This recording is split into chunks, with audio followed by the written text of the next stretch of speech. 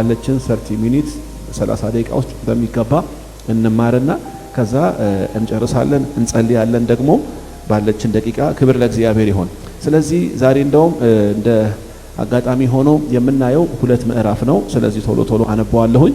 ቶሎ ብላችሁ የዮሐንስ ራእይ መጽሐፍ ታወጡልኛላችሁ። በስልኮቻችሁ የምትጠቀሙ ሰዎች ዮሐንስ ራእይ ምዕራፍ 8 ታወጣላችሁ። 8 እና 9 ነው ዛሬ የምንመለከተው። ምዕራፍ 8 እንደዚህ ይላል።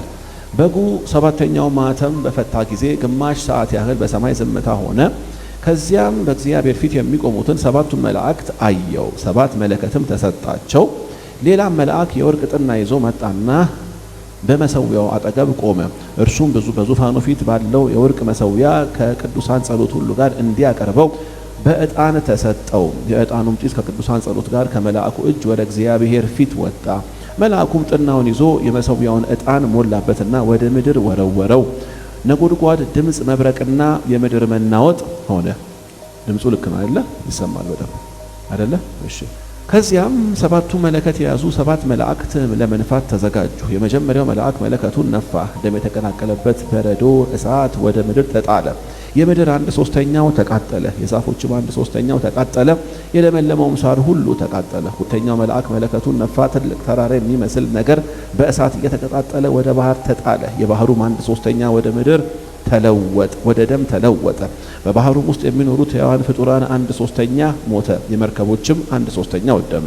ሶስተኛው መልአክ መለከቱን ነፋ። እንደ ችቦ የሚነድ ታላቅ ኮከብ በወንዞች 1/3ና በውሃ ምንጮች ላይ ከሰማይ ወደቀ። የኮከቡም ስም እሬቱ ይባል ነበረ። የውሃውም 1/3 መራራ ሆነ።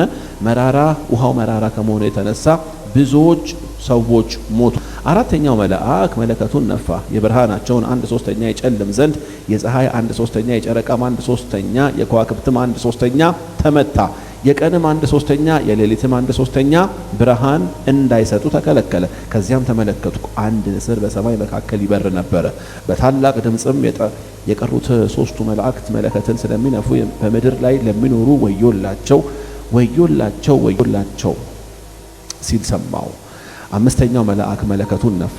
ምዕራፍ 9 ላይ ከሰማይ ወደ ምድር የወደቀውን ኮከብ አየው። ኮከቡም የጥልቁ ጉድጓድ መክፈቻ ተሰጠው። ጥልቁን ጉድጓድ በከፈተው ጊዜ ከውስጡ ከታላቅ እቶን እንደሚወጣ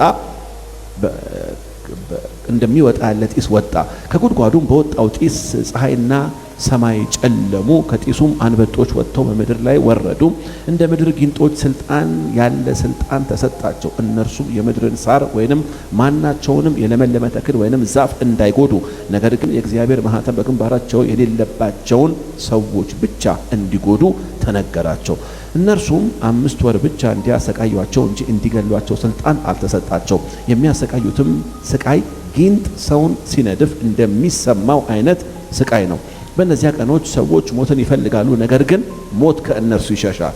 አንበጦቹ ለጦርነት የተዘጋጁ ፈረሶች ይመስሉ ነበር። በራሳቸው ላይ የወርቅ አክሊል የመሰለ ነገር ደፍተዋል። ፊታቸውም የሰው ፊት ይመስል ነበር። ጠጉራቸውም የሴት ጠጉር፣ ጥርሳቸውም የአንበሳ ጥርስ ይመስል ነበረ። የብረት ጥሩር የሚመስል ጥሩር ነበራቸው። ክንፎቻቸውም የብረት ጥሩር የሚመስል ጥሩር ነበራቸው። የክንፎቻቸውም ድምፅ ወደ ጦርነት የሚገሰግሱ የብዙ ፈረሶችና ሰረገሎች ድምፅ ይመስል ነበረ። ፈረሶቹም እንደ ጊንጥ ያለ ጅራትና መንደፊያ ነበራቸው። ደግሞም ሰዎችን 5 ወር የሚያሰቃዩበት ኃይል በጅራታቸው ላይ ነበረ። በላያቸውም ንጉሥ ነበራቸው። እርሱም የጥልቁ ጉድጓድ መልአክ ነው። ስሙም በዕብራይስጥ አብዶን ወይንም በግሪክ አፖሊዮን ይባላል። የመጀመሪያው ወዮ አልፏል። እነሆ ከዚህ በኋላ ገና ሌላ 2 ወዮች ይመጣሉ። 6ኛው መልአክ መለከቱን ነፋ። በእግዚአብሔር ፊት ካለው በወርቅ ከተሰራው መሠዊያ ቀንዶች ድምፅ ሲመጣ ሰማው። ድምፁም መለከት የያዘውን 6ኛው መልአክ በታላቁ በኤፍራጥስ የታሰሩትን 4ቱን መላእክት ፍታቸው አለው። ከሰውም ዘር 1/3 እንዲገሉ ለዚህ ሰዓትና ለዚህ ዕለት እንዲሁ ለዚች ወርና ዓመት የተዘጋጁት የነበሩ 4 መላእክት። የፈረሰኛውም ሰራዊት ብዛት 200 ሚሊዮን ነበር። ቁጥራቸውንም ሰማው። በራእይ ያዩአቸው ፈረሶች በላያቸው የተቀመጡትን ይህንን ይመስሉ ነበር። ቁጥራቸው እንደ እሳት፣ ጥሩራቸው ልክ እንደ እሳት እንደ እሳት ቀይ፣ እንደ ያክንት ሰማያዊና እንደ ዲን ቢጫ ነበር። የፈረሶቹም ራስ የአንበሶችን ራስ ይመስል ነበር። ከአፋቸውም እሳትና ጢስ ዲንም ይወጣ ነበር። ከአፋቸውም በወጡት በሶስቱ መቅሰፍቶች ማለት በእሳቱ፣ በጢሱ፣ በዲኑ 1/3 የሰው ዘር ተገደለ። ምክንያቱም የፈረሶቹ ኃይል በአፋቸውና በጅራታቸው ላይ ነበረ። ጅራታቸው እባብ ይመስል ነበረ። ራስ ስላላቸው ጉዳት የሚያደርሱት በእርሱ ነበር። በእነዚህ መቅሰፍቶች ሳይገደሉ የቀሩት ሰዎች አሁንም ከእጃቸው ስራ ንስሐ አልገቡም። አጋንንት እንዲሁም ማየት ወይንም መስማት ወይንም መሄድ የማይችሉትን ከዋክብት፣ ከብር፣ ከናስ፣ ከወርቅ፣ ከድንጋይ፣ ከእንጨት የተሰሩትን ከዋክብቶች ማምለክ አልተውም። ደግሞ ከነፍስ ግድያቸው፣ ከጥንቆላ ስራቸው፣ ከዝሙት ርኩሰታቸው ወይንም ከስርቆት ተግባራቸው ንስሐ አልገቡም ይላል። ረጅም ምዕራፍ ያነበብኩላችሁ አይደለ? ምዕራፍ 8 እና ምዕራፍ 9 ተያያዥነት ስላላቸው ነው። ለሁለት ከፍለን ልናይ የማንችላቸው ምዕራፍ ስለሆነ ነው ዛሬ ሁለቱንም ያነበብኩላችሁ። ረጅም ጥቅስ ስላነበብኩላችሁ ዛሬ ረጅም ሰዓት ነው የምንቆየው ማለት ግን አይደለም። እሺ፣ ግን ምንድነው የምናደርገው ነገር ምንድነው? አሁን ያነበብኩላችሁን ክፍል በአጭር መልክ እንደው ዛሬ ማይክ መጥቶ ቢሆን ኖሮ በሰንጠረዥ መልክ ነበረ በፕሮጀክተር እንድናይ ፈልጌ የነበረው። ግን ኤኒያው ያለውን ነገር እንደሚሆነው አድርገን እንመለከታለን። ያነበብኩላችሁ ምዕራፍ 8 ላይ የሚጀምረው በጉ 7ኛው ማኅተም በፈታ ጊዜ ብሎ ነው። በጉ 7ኛው ማኅተም በፈታ ጊዜ ብሎ ሲነግረን በጉ 7ኛው ማኅተም በፈታ ጊዜ ብሎ ሲል ወደ አንድ ምዕራፍ ለወስዳችሁ ፈልጋለሁ። ወደ አንድ ምዕራፍ። ይሄው ምዕራፍ ምንድነው? ትዝ ካላችሁ ከ2 ወይ ከ3 ሳምንት በፊት ስለ 7 የማኅተም ፍርዶች አይተን ነበር። ስለ 7 የማኅተም ፍርዶች። እነዚህ የማኅተም ፍርዶች ምንድነው ብለን ስንል ትንሽ ያለውን ነገር ግልጽ ለማድረግ ያክል ማለት ነው። እነዚህ የማኅተም ፍርዶች ምንድናቸው? ከቤተ ክርስቲያን ንጥቀት በኋላ ወይም ከኢየሱስ መምጣት በኋላ በምድር ላይ 7 ዓመት ሐሰተኛው ክርስቶስ ወይም ሐሳዊ መሲህ ዓለምን እንደሚገዛ ነግሬያችሁ ነበር እና በዚያ ዘመን ላይ የሚመጣ የእግዚአብሔር ቁጣ አለ። ያን የእግዚአብሔርን ቁጣ መጽሐፍ ቅዱስ ከሚገልጥበት ነገር መካከል አንደኛው ምንድነው? የማኅተም ፍርድ ነው። አንደኛው ማኅተም ሲፈታ እንዲህ ይሆናል። ትዝ ይላችኋል የነበራችሁ ሰዎች። ሁለተኛው ማኅተም ሲፈታ እንዲህ ይሆናል። ሶስተኛው ማኅተም አይታችሁ እንደሆነ ስለ 7ቱ ማኅተም ስንመለከት አንደኛው፣ ሁለተኛው፣ ሶስተኛው፣ 4 እስከ 6ኛው ድረስ አይተን 7ኛውን ግን አለ የምናየው ከ2 ምዕራፍ በኋላ ምዕራፍ 8 ጋር ነው ብለን ነበር። እንግዲህ መጽሐፉ ለምን እንደሆነ ለኛም ግልጽ አላደረገልንም። 6ኛው ምዕራፍ እስከ 6ኛው ማኅተም ብቻ ሳይቶ 7ኛውን ግን ከ2 ምዕራፍ በኋላ ያረገበት ምክንያት እና ዛሬ የምንመለከተው 7ኛውን ማኅተም ሲፈታ ምን እንደሆነና ምን እንደተፈጸመ ነው የምንመለከተው። እንግዲህ 7ኛው ማኅተም ሲፈታ ምዕራፍ 8 ጋር ምን ሆነ ይለናል? በጉ 7ኛው ማኅተም በፈታ ጊዜ በግማሽ ሰዓት ያክል ዝምታ ሆነ ይለናል። ለግማሽ ሰዓት ያክል ዝምታ ሆነ። ይሄ ዝምታ ለምን እንደሆነ አናውቅም። በሰማይ ነው ዝምታ ሆነ ብሎ የሚነግረን። አንዳንድ የመጽሐፍ ቅዱስ አጥኚዎች ይሄ ዝምታ ከምን የተነሳ ነው ብሎ ይላሉ። ከዚህ በኋላ ሊገለጥ ያለው የባሰ የእግዚአብሔር ቁጣ ስላለ እንደው ያ ነገር ለሰው ልጆች በማዘን ነው ያ ዝምታ ብለው በዲያና መልክ ተረጉሙታል። ግን መጽሐፍ ቅዱስ ራሱ በግልጽ ያስቀመጠልን ነገር ከሆነ እኛ የራሳችንን መላምት ከመስጠት እንቆጠባለን አይደለም። ስለዚህ ለምንድን ነው ዝም ያሉት? በሰማይ 7ኛው ማኅተም ሲፈታ ሁሉ በነገራችን ላይ ያው አንድ ዝምታ አንድ ድንገት አሁን ለምሳሌ አሁን እዚህ ያለን ሰዎች ከፕሮግራም በኋላ ፕሮግራም እንዳለቀ እየተጫወትን እየበላን እየጠጣን ነበር እንበል። ድንገት ጉባኤው ላይ የሆነ ዝምታ የሚመጣው ለምንድን ነው? አብዛኛውን ጊዜ ድንገት የሆነ የሚያስደነግጥ ነገር ሀፕን ካረገ ነው አይደለ? ለዛ ነው ብለውም ደግሞ የሚያስቡ ሰዎች አሉ። ለምን? ከዚህ በኋላ ቅድም ሳነበላችሁ እንደሰማችሁት ከዚህ በኋላ ማለት ነው። ከዚህ በኋላ ማነበላችሁ በ7 ዓመቱ ዘመን ላይ የሚመጣው የእግዚአብሔር ቁጣ ከባድ ስለሆነ ያ ቁጣ ሰምሃው እዛ ሰማይ ባሉ ሰዎች ዘንድ የሆነ ድንጋጤን ሳይፈጥር አይቀርም። ድንጋጤው መቼም ያው እኛ ላይ ይመጣል የሚል ፍርሃት ሳይሆን ግን በዚያ ዘመን በምድር ላሉ ሰዎች ከማዘን የተነሳ ብቻ ዝምታ ሆነ ይላል። ክብር ለእግዚአብሔር ይሁን። ዝምታ ሆነ ካለ በኋላ ምን ይላል? እንደዚህ ሆነ ይላል። መላእክትን አየሁ ይላል። ቁጥር 2 ላይ 7 መለከት የተሰጣቸው 7 መላእክት አሉ። በደንብ እዚህ ጋር በደንብ ስዕሉ ይምጣላችሁ። 7 መላእክቶች አሉ። እያንዳንዱ መላእክት ምን ተሰጥቶታል ይላል? መለከት። መለከት ማለት ጡሩምባ ማለት ነው። ተሰጥቶታል። እንግዲህ በእርግጥ ያው ጡሩምባና መለከት ይለያያል። እኛ የምናውቀው ጡሩምባ ይሄ የመቆርቆሮ እንትን የሚሰራው ነው። ያ መለከት ማለት በጣም ረጅም ድምፁ ረጅም ርቀት ድረስ የሚሰማ ለትልልቅ የህዝብ በዓላት የሚጠቀሙበት ነውና 7 መላእክት 7 መለከትን ይዘዋል ይላል። ከዚህ በኋላ እነዚያ መላእክት እንግዲህ በየተራ ያንን መለከት ሊነፉ ነው። ያንን መለከት ሲነፉ ምንድነው የሚሆነው? መለከቱ በተነፋበት በዚያ ሞመንት በምድር ላይ የሚመጣ የእግዚአብሔር ቁጣ ይኖራል። እና እነዚያ ቁጣዎች ምን እንደሆኑ የሚነግረን ከቁጥር 6 ጀምሮ ነው። እንግዲህ እዚህ ጋር በደንብ አስተውሉ። ቁጥር 6 ላይ ግን መለከቶቹ እያንዳንዱ መልአክ አንዳንድ መለከት ሲነፋ ምን እንደሚሆን ከመናገሩ በፊት አንድ ክስተት ይነግረናል። ቁጥር 3 ቁጥር 4 እና ቁጥር 5 ላይ የሆነ ክስተት ይነግረናል። ይህ ክስተት ምንድነው? ሌላ መልአክ ይላል። ሌላ መልአክ መጣና የወርቅ ጥና ይዞ፣ የወርቅ ጥና ምንድነው ይመስለኛል? ይሄ ካህናት ዕጣን እንዲሚያደርጉበት ነገር ነው አይደለ? የወርቅ ጥና። አንድ መልአክ የወርቅ ጥና ይዞ መጣና ይላል በመሰዊያው አጠገብ ቆመ ይላል። ከዚያ ምን ይላል? በእርሱ በዙፋኑ ፊት ባለው የወርቅ መሰዊያ ላይ ከቅዱሳን ጸሎት ሁሉ ጋር እንዲያቀርበው ብዙ ዕጣን ተሰጠው። ተመልከቱ፣ ዕጣኑን የዕጣን መስዋዕት እንዲያቀርብ በዙፋኑ ፊት ባለው የወርቅ መሰዊያ ላይ በዙፋኑ ላይ ያለው ማን ነው? እግዚአብሔር ነው። ለመልአኩ ምን ይሰጠዋል ይላል? የዕጣን መስዋዕት እንዲያቀርብ ከቅዱሳን ጸሎት ጋር አብሮ ዕጣን ይሰጠዋል ይላል። ታውቃላችሁ። ስለዚህ እቺን ክፍል አንዳንድ የመጽሐፍ ቅዱስ አንዳንድ የግሪክ ቃላቶች ምን ብለው ነው የሚፈቱት? በዛ ሰዓት የሚቀርበው ዕጣን የቅዱሳን ጸሎትና ዕጣን የሚያሳየው ዕጣኑ ራሱ የቅዱሳን ጸሎት እንደሆነ ነው። ግልጽ ነው። መጽሐፍ ቅዱሳችን ጸሎትን ከሚመስልበት ነገር መካከል አንደኛው ዕጣን ነው። በዕጣን ይመስለዋል። ከዛ ምን አደረገው ይላል? መላእክቱ ዕጣኑን ጢስ ከቅዱሳን ጸሎት ጋር ከመላእኩ እጅ ወደ እግዚአብሔር ፊት ወጣ። ያ ማለት ዕጣኑን በእግዚአብሔር ፊት አቅርበው ከምን ጋር? ከቅዱሳን ጸሎት ጋር ካቀረበው በኋላ መልአኩ ጥናውን ይዞ የመሰዊያውን እሳት ሞላበትና ወደ ምድር ወረወረው ይላል። ከዛ ልክ ወደ ምድር ሲወረወረው ተመልከቱ። የተወረወረው ምንድነው? ዕጣን አይደለ? ያ ዕጣን ከምን ጋር ተቀላቅሏል አለን? ከቅዱሳን ጸሎት ጋር። ወደ ምድር ሲወረወረው ምን ሆነ ይለናል? በምድር ላይ ነጎድጓድ ድምፅ፣ መብረቅና የምድር መናወጥ ሆነ ይላል።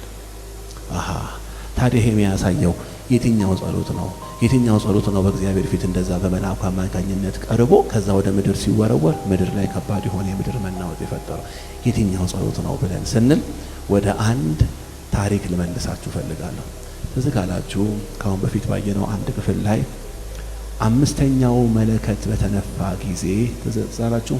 5ኛው መለከት ሲነፋ ምን ሆነ ይለናል? ከመሰዊያው አጠገብ ይላል አይደለ? ቅዱሳን ነጭ የለበሱ ቅዱሳን በእግዚአብሔር ፊት ቆመው እግዚአብሔርን እንዲያሉ ይጠይቁታል። እስከ መቼ አትፈርድም? ደማችንን እስከ መቼ አትመልስም? ይላል።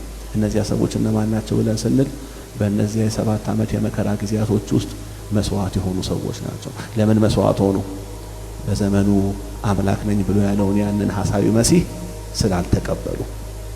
ለካስ በምድር ላይ ያኔ የነበረውን ሐሳዊ መሲህ ወይንም ሐሰተኛ ክርስቶስ የማይቀበሉ ሰዎች በሚደርስባቸው መከራ ወደ እግዚአብሔር የሚያሰሙት ጩኸት አለ። አይገርማችሁም? የእነዚያ ሰዎች ጩኸት ለካስ ጩኸት ሆኖ ብቻ አልቀረም። ያ ጩኸት ምን ሆነ ይለናል? በእግዚአብሔር ፊት ካለው መሰዊያ ላይ በመላኩ እጅ ከዕጣኑ ጋር አብሮ ወደ እግዚአብሔር ፊት ወጥቷል። ግን እንደዛ ብቻ ሆኖ አይደለም የሚቀረን። እንደገና ተመልሶ ጩኸቱ ወደ ምድር መጣ። ሲመጣ ግን ጩኸት ሆኖ ጩኸት ሆኖ አይደለም የመጣው። ምን ሆኖ አትሉኝም? መብረቅ፣ ነጎድጓድና የምድር መናወጥ። ይሄ የሚያሳየው ምንድነው ካላችሁ በዚያ ዘመን በምድር ላይ ሆነው መከራን ዋጋን እየከፈሉ ያሉ ቅዱሳንን ጩኸት እግዚአብሔር ሰምቶ ምላሽ እንደሚሰጥ። ምላሹ ግን ምንድነው ካላችሁ ከዚህ በኋላ የማነብላችሁ ቁጣ እና መዓት ነው። ኦኬ። ስለዚህ እነዚህን መዓቶች ወይም ደግሞ እነዚህን ቁጣዎች ፈጠን ብዬ አንድ በአንድ እነግራችሁና ለምንድነው ያ ነገር የሆነው የሚለውን ነገር ነግሬያችሁ ከኛ ህይወት ጋር አገናኝላችሁና ከዛ በዛ ነው የምንጨርሰው። እንግዲህ ምንድነው የሆነው ብለን ስንል የመጀመሪያው መልአክ መለከቱን ነፋ ይላል። ቁጥር ስንት ላይ? 7 ላይ። የመጀመሪያው መልአክ መለከቱን ሲነፋ ምንድነው የሆነው ብለን ስንል በደም ተከታተሉኝ እሺ። የመጀመሪያ የሆነው ነገር ምንድነው? በረዶ እሳትና ደም ከማይ ወረደ ይለናል። አሁን ዝም ብላችሁ በጭንቅላታችሁ ኢማጂን አድርጉት። መቼም ጥሩነቱ እዚያ ዘመን ላይ እኔና እናንተ የለንም፣ ጌታ የተባረከ ይሁን። ግን እዚያኛው ዘመን ላይ ግን ያለ ሰው ብላችሁ ወይንም እዚያ ዘመን ላይ ለሚኖሩ ሰዎች በእነዚያ ሰዎች ጫማ ውስጥ ሆናችሁ ራሳችሁን ተመልከቱት። ያንዴ ሰማያት አሁን እንደምናውቀው ዝናብ ብቻ አይደለም የሚያዘንቡት ይላል፣ በረዶ እሳትና ደም። ዮሐንስ በራእይ ሆኖ ሲመለከት በረዶ መቼም ያው ታውቃላችሁ ለኛ ብርቅ አይደለም አይደለ? በረዶ ኢንፋክት ያው የኛ ሀገር በረዶና አንዳንድ ሀገራት ላይ የሚወርደው በረዶ አንድ አይደለም። እኛ ሀገር ላይ ያለው በረዶ ያው እቺን የሚያካክል ነው አይደለ? ትንሽ እንደው ተለቅ ካለ የሆነ ይሄን ነው የሚያክለው። አንዳንድ ሀገራት ላይ የሚወርድ በረዶ አለ ይሄንን ቦክስ እጅ የሚያክል እና እንስሳትን የሚገድል ማለት ነው። ከባድ በረዶ ነው። እኛ ላይ ያለ ተባረከ ያው መታቀም በረዶ ይወርዳል አለ። ከዛሳ በረዶ ብቻ ደግሞ ሳይሆን እሳትም ይወርዳል አለ። እሳት ሲል እንዲሁ በቃ የሚንጠባጠብ እሳት ለማለት ፈልጎ ሳይሆን አንዳንድ ሰዎች ምን ይላሉ? ከበረዶ ጋር አብሮ ዝናብ ካለ ከበረዶ ጋር አብሮ ሊወርድ የሚችለው ነገር ምንድን ነው? መብረቅ ነው አይደለ? ከፍተኛ የሆነ የኤሌክትሪክ ኃይል ያለው መብረቅን ሲያይ ነው እንግዲህ እሳት ብሎ ዮሐንስ እዛ ጋር ሊገልጥ የፈለገው ይላል። በረዶ አለ፣ ከዛ ደግሞ እሳት አለ፣ ወይም ደግሞ ከፍተኛ የሆነ መብረቅ አለ፣ ከዛ ደግሞ ደም። ከዛ ምንድነው የሚሆነው ካላችሁ እነዚህ ሶስቱ ነገሮች በምድር ላይ ያሉ አዝዕርቶችን ወይም ደግሞ ሰው ለምግብነት የሚገለገልባቸውን እጽዋቶች እንዳለ ዶጋመድ ያደርጋሉ፣ ያጠፋሉ። ታዲያ በእነዚህ ነገሮች አማካይነት የሚጠፋው በዓለም ላይ የሚጠፋው የአዝዕርት ወይም ደግሞ የዛፎች ብዛት ምን ብሎ ይገልጠዋል? እዚህ ጋር ቅድም ሳነብላችሁ 1/3 ቀላል ነገር እኮ አይደለም ወገኖቼ። 1/3 የምድር ላይ አዝዕርቶች ዲስትሮይድ ይሆናሉ። ታዲያ ምንድነው የሚሆነው ካላችሁ ከጠፋውና ከተደመሰሰው ነገር የተነሳ በምድር ላይ ያኔ ከፍተኛ የሆነ ረሃብ ይሆናል። ይሄ ምንድነው ካላችሁ አንደኛው መለከት ሲነፋ የመጣው የእግዚአብሔር ቁጣ ነው ይላል። ታዲያ በዚህ የሚያበቃ ይመስላችኋል? ወደ ሁለተኛው ደግሞ መለከት ይመጣል። ሁለተኛው መለከት ሲነፋ ምን ሆነ ይለናል? ተራ ወደ ባህር ገባ፣ ወይንም አንድ ተራራ ወደ ባህር እየተወረወረ መጣ ይለናል። እና ይህ ተራራ ብሎ ያለው ዮሐንስ ነገርየው ያው እሱ እንዳለው ተራራ ይበለው እንጂ ነገርየው ግን ተራራ አይደለም። ሊገልጥ የፈለገበት ቃል ነው ተራራ። ነገርየው ምንድነው? ሜትሮን ወይም ደግሞ አስትሮይድ ብለን የምንለው ተወርዋሪ ኮከብ አሉ አይደል? ተወርዋሪ ኮከቦች አሉ አይደለ? ያው ማታ እንደዚህ ሹ ብሎ ሄዱ የለ አንዳንድ ቀጥሟቸው ያውቃል። ታውቃላችሁ እሱ ነገር ማለት እንደዚህ ሹ ብሎ ሲሄድ ከሩቁ ስናዮችን ያክል የለ እንግዲህ ይገርማቸዋል። እዛው እንዲቀር ያደረገው እግዚአብሔር ነው እንጂ ቢመጣ ኖሮ እቺን አይደለም የሚያክለው። በጣም ሂውጅ ነው። ሜትሮንና አስትሮይድ ማለት በጣም ትልልቅ ናቸው። ታዲያ ምንድነው የሚነግረን ካላችሁ እዚያ ዘመን ላይ እስከ ዛሬ ከሩቁ እንደዚህ ሽው ብለው ሲሄዱ የምናያቸው እነዚህ ሜትሮንና አስትሮይዶች ወደ ምድር ምን ያደርጋሉ? ይመጣሉ። ታዲያ ሲመጡ ምን ፈጠሩ ነው የሚለን? በባህር ላይ ወደቁ ይለናል። በባህር ላይ ሲወድቁ የባህር አሶች ወይም ደግሞ የባህር እንስሳት 1/3 ወደመ ይለናል። ይህ ብቻ አይደለም። የባህር ላይ መጓጓዣ ምኖች መርከቦች 1/3 ወደመ። እንግዲህ የመርከብ 1/3 በዓለም ላይ ያለው መርከብ 1/3 ሲወድም ምንድነው የሚሆነው አትሉኝም? ኢኮኖሚ፣ የዓለም ኢኮኖሚ አፈር ይበላልሃል። በዚህ የሚያበቃ ይመስላችኋል እግዚአብሔር ቁጣ? ወንድሞቼና እህቶች እንደው መጨረሻ ላይ ለምንድነው እግዚአብሔር ይሄን ሁሉ ቁጣ ያለ ርህራሄ እዚያ ዘመን የነበረው ህዝብ ላይ የለቀቀው የሚለውን ነገር እነግራቸዋለሁ። እሺ ለምንድን ነው እንደው እግዚአብሔር ጨካኝ ሆኖ ነው እንደው በተለየ ሁኔታ የዓለምን ሕዝብ ጠልጦ ነው እግዚአብሔር እንደዛ ቢያደርገው አይደለም። ግን ይገርማቸዋል። ሁለተኛው መለከት ሲነፋ ይህ ነገር ከሆነ በኋላ በዚህም አላበቃም። ወደ ሶስተኛው መለከት ሶስተኛው መለከት ነፋ ተባለ። ሶስተኛው መለከት ሲነፋ ምን ሆነ ይለናል? እንደ ቅድሙ የሆነ ኮከብ መጥቶ ወደ ውሃ ገባ ይለናል። እንግዲህ ክፍሉ እንደገና ከማነብላችሁ ብዬ ነው በቃል እንደዚሁ ማብራራላችሁ። ያ ኮከብ ሲወድቅ ወደ ውሃው ያመጣው ጥፋት ምንድነው? ልክ እንደ ቅድሙ መርከቦች አይደሉም የተደመሰሱት፣ የባህር አሳዎች አይደለም የጠፉት። ግን ምንድነው ያ ኮከብ ባይዘው ይሄም ኮከብ ያው ኮሜት ብለን የምንለው ወይም ደግሞ ተወርዋሪ ኮከብ ሜትሮን ወይንም ኮሜት ወይንም ተወርዋሪ ኮከብ ወይንም ጅራታም ኮከብ ብለን የምንለው ሲገባ ወደ ባህር ምንድነው የሆነው? ባህሩ ተመረዘ ነው የሚለን። አንብቤላችኋለሁ ከሰዓታችን አንፃር ነው እንደገና ደግሞ ማለት ነው። ተመረዘ ነው የሚለን። ለምን የተመረዘው ብለን ስንል እነዚህ ከዋክብቶች መጀመሪያ ያሉበት ስፍራ ማለት አቃላችሁ ጤናማ ኦክሲጅን ያለበት ቦታ አይደለም። ወደ ምድር ሲመጡና ከምድር ባህር ጋር ሲቀላቀሉ መርዛማ ጋዝ ወደ ባህር ይገባል። ያኔ ምንድነው ያንን ውሃ የሚጠጡ ሰዎች ቁጥራቸው ያለማይባሉ ሰዎች ይሞታሉ።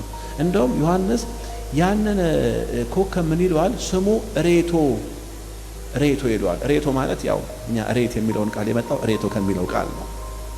ግልጽ ነው። መራራ፣ እጅግ መራራ ማለት ነው።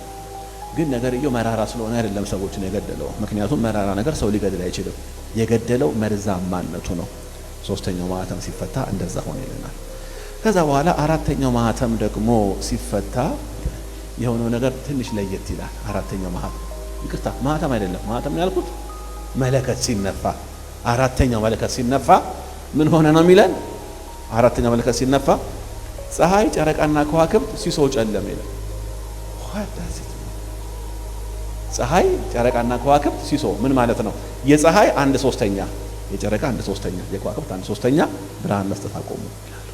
ምን ማለት ነው? በምድር ላይ የምድር 1/3 ይጨልማል። አሁን ይሄን ነገር ስነግራችሁ ከቅድሞቹ 3 የመለከት ፍርዶች ይሄ ትንሽ ቀለል ይላል። ቢያንስ ምንም የሚወረወርብንም ይመጣብንም ነገር የለም። እንደው ጨለም ምን ያለው ትሉ ይሆናል። የፀሐይ 1/3 መጨለም እንዲሁ ጨለመ ብለህ የምታልፈው ነገር አይደለም። ታዲያ ምንድን ነው ካላችሁ ፀሐይ አሁን ካላት ብርሃኗ ጨለመ ማለት በሌላ አማርኛ ሙቀቷ ይጨለመ። ግልጽ ነው። ሙቀቷ ደግሞ በ1/3 ተከለከለ ማለት ምንድን ነው የሚሆነው ካለን በዓለም ላይ በተወሰነ ፐርሰንት ሙቀት መጠን ከቀነሰ አሁን እንዲህ ኤክስፕሌን ላደርግላችሁ የማልችለው ከፍተኛ የሆነ ናቹራል ዲዛስተሮች ይሆናሉ። ይሄ የተፈጥሮ አደጋዎች መሆንና መፈጸም ይጀምራሉ። እና ጨረቃም 1/3 ምን ማድረግ ይጀምራል? ብርሃን መስጠት ያቆማል።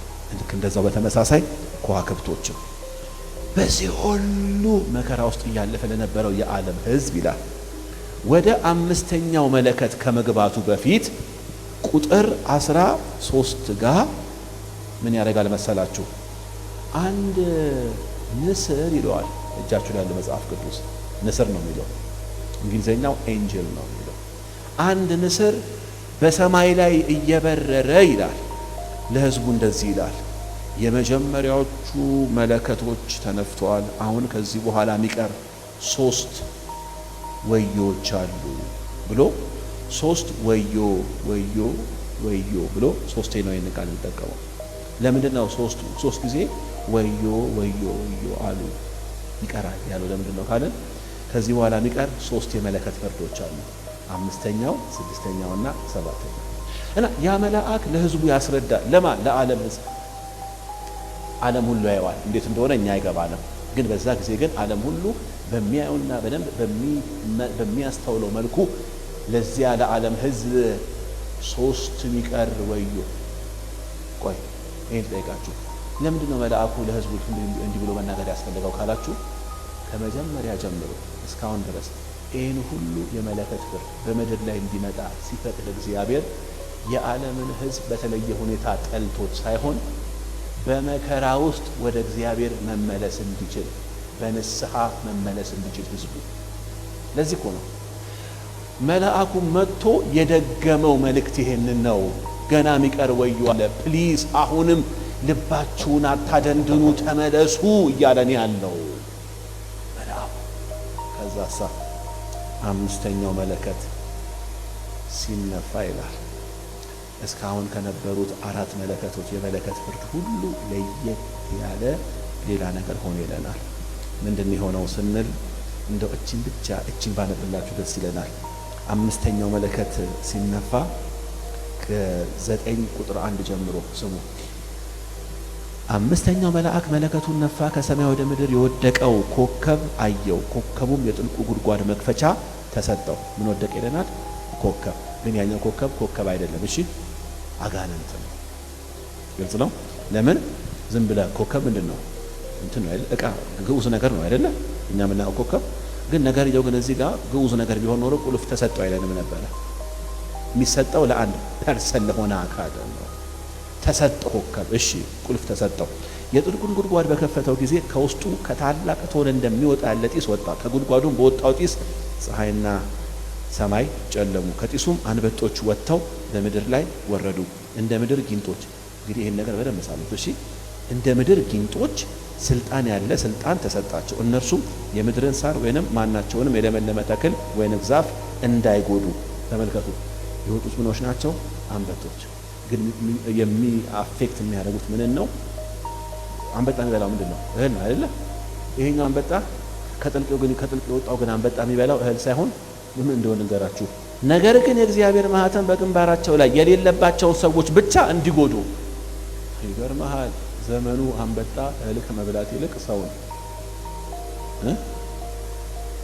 እንዲህ አይነት ዘመን። እሺ በግንባራቸው ላይ ምልክት የሌለባቸውን ሰዎች እንዲጎዱ። እነዚህ ሰዎች እነማን ናቸው? በግንባራቸው ላይ ምልክት የሌለባቸው። ይሄ ምልክት ምንድን ነው? የዛሬ 15 ቀን ስንማር በግንባር ላይ ያለ አይደለ ታው የሚል የእግዚአብሔር ሰዎች የእግዚአብሔር እንደሆኑ ወይም ደግሞ ሐሳዊ መሲህን እንደማይቀበሉ የሚያሳይ ምልክት ነው። የእግዚአብሔር የመሆናቸው ማሳያ ማለት ነው። ከነሱ ውጭ ያሉ ሰዎችን ሁሉ ምን ያደርጋሉ? ይጎዳሉ ይላል።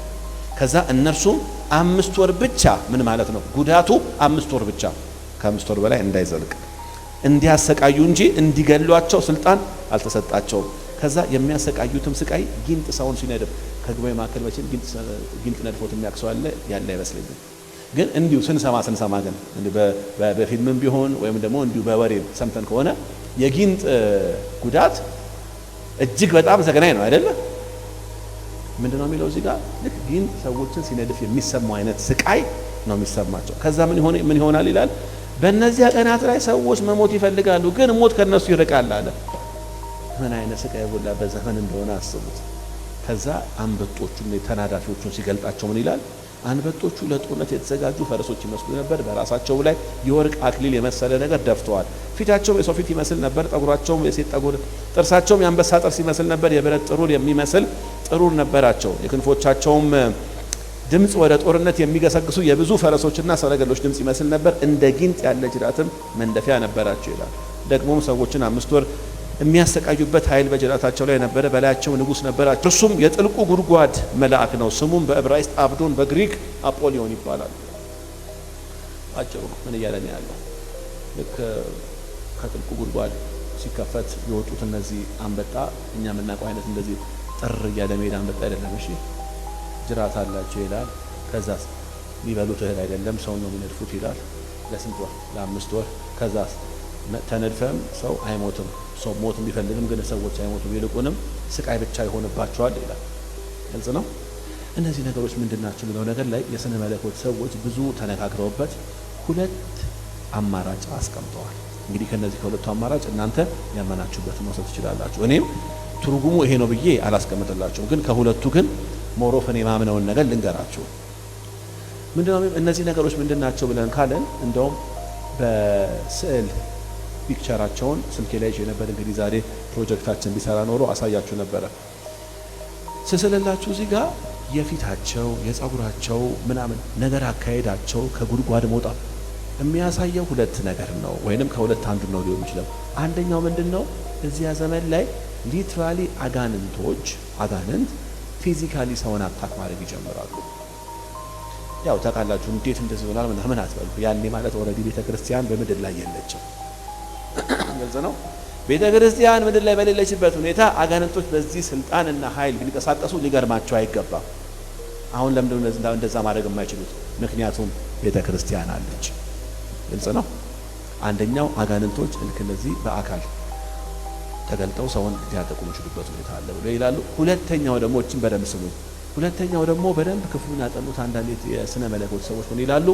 በዚያ ዘመን ላይ ያለውን ጦር መሳሪያ ወይንም ዘመናዊ ጦር መሳሪያ ለመግለጥ የተጻፈ ነገር ነው ብሎ ይላሉ። ግልጽ ነው። እንግዲህ ከሁለቱ እኔ ወደ መጀመሪያ ያዘነብላለሁ።